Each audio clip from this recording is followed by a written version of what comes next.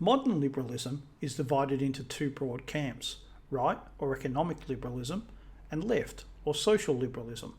What divides them can make them seem as if they have nothing in common, but this is an illusion.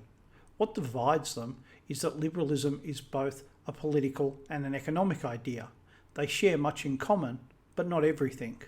They disagree on the importance of business and how much control the government should have over the economy.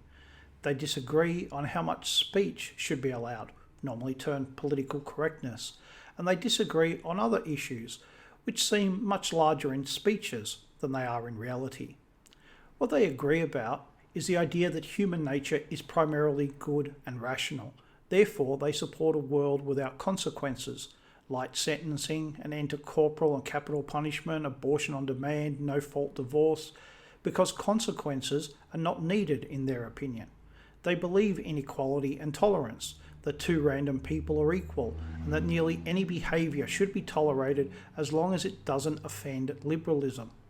They believe that the individual is the basis upon which society is built, and that the individual must have as much freedom as possible.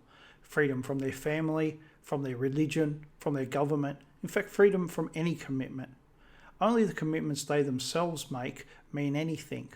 They believe in a world without borders, no tariffs, free trade, no border barriers, no national ties. They have moved from the modern to the postmodern, and while they might make unprincipled exceptions, that doesn't change what they believe. Nearly every political party in the Western world is a party of liberalism. We hear that such and such is a conservative party. All that means is that they are more conservative than the other parties. It does not in any way make them conservative. So what do traditionalists have a problem with here? Traditionalists do not believe that human nature is primarily good. We believe in people being a mixture of good and evil, that we are capable of both great good and great evil, as we are complex creatures. Therefore, we believe strongly in a world of consequences, even if we do not all agree on exactly how much consequences every action should have.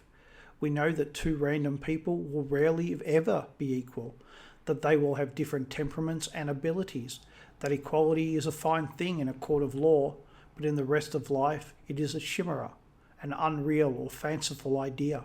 Just as tolerance is not absolute because we all have limits to how much we can tolerate. We do not believe that the individual is the basis upon which society is built, but that the family is the basic building block of society. We are not born alone, but with a mother and a father, we are born into a family. We further believe that while freedom is good, it is not the only social good. It is not even the only individual good. Commitment is very important to traditionalists, to family, to marriage, to our nation, to our religious beliefs. Without commitment, we are adrift without any hope of landfall. We believe in ideals, though we also accept that if something is practical, it can outweigh an ideal. So if tariffs or free trade are good, we may support them.